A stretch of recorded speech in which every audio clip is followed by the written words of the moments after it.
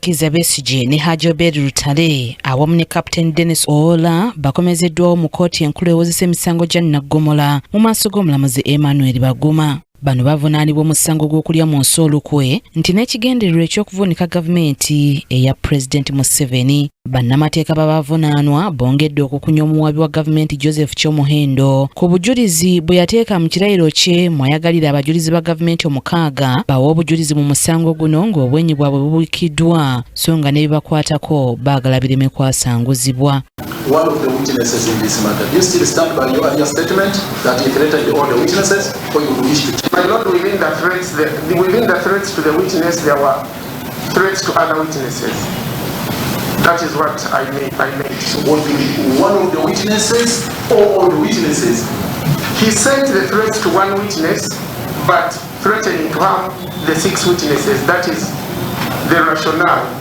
Omuwabi wa gavumenti naye alumiriza Dr. Besigye ne banne bavunaanibwa nabo okutiisatiisa abajulizi ba gavumenti abagenda okubawaako obujulizi nti era ensonga eno baagiyisa mu Frank Kihehere. Frank Kihehere is paragraph 7.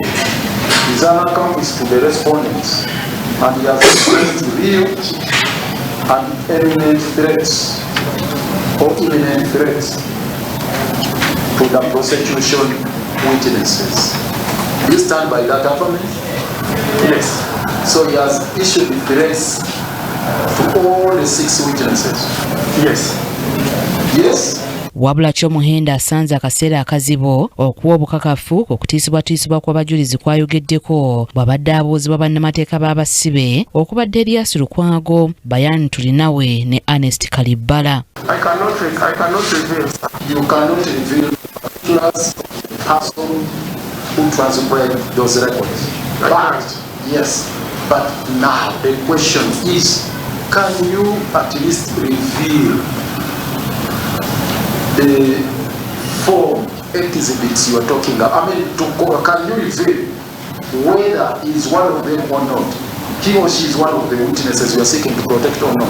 My Lord, I pray not to reveal that information. Kyomuhendo bw'atyo ategeezezza nti okumanya kwe okw'okutiisibwatiisibwa yakutegera oluvannyuma lw'okwekenneenya fayiro ya poliisi n'obubaka obwamuweebwa bakama be ku mulimu mu yaafeesi ya ssaabawabi wa gavumenti ng'era ategeezezza kkooti nti teyeekakasa oba abajulizi abo bagambibwa okutiisibwatiisibwa baawaaba ku poliisi. My Lord, that is something that came to my knowledge by virtue of the fact that I perused the file, the police file.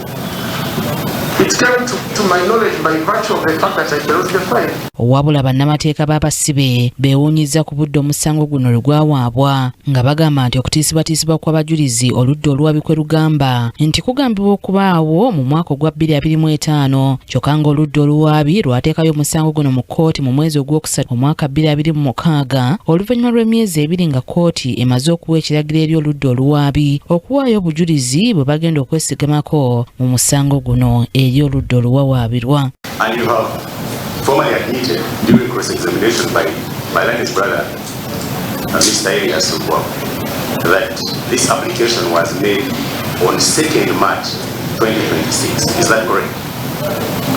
Yes. Oludda oluwaabi lukiikirirwa Thomas Jatiko, Richard Birivumbuka ne George Bigirwa nga bonna bawaabi ba gavumenti. Dr. Kizza Besigye ne Hajji Obed Lutale awamu ne Captain Dennis Owola bavunaanibwa omusango gw'okulya mu nsi olukwe n'ekigendererwa eky'okuvuunika gavumenti ya Pulezidenti Museveni nga kigambibwa nti bano beetaba mu nkuŋŋaana ez'enjawulo okuli nti olwali e Geneva, Nairobi ne Kampala n'ekigendererwa eky'okusaba nti obuyambi bwa ssente okusobola okufuna ebyokulwanyisa. Kkooti eyongezaayo omusango guno okutuusa nga 28 omwezi guno omwaka guno. Anet Nakaibaale yakusakidde eggulire lino Crack TV amalindirire.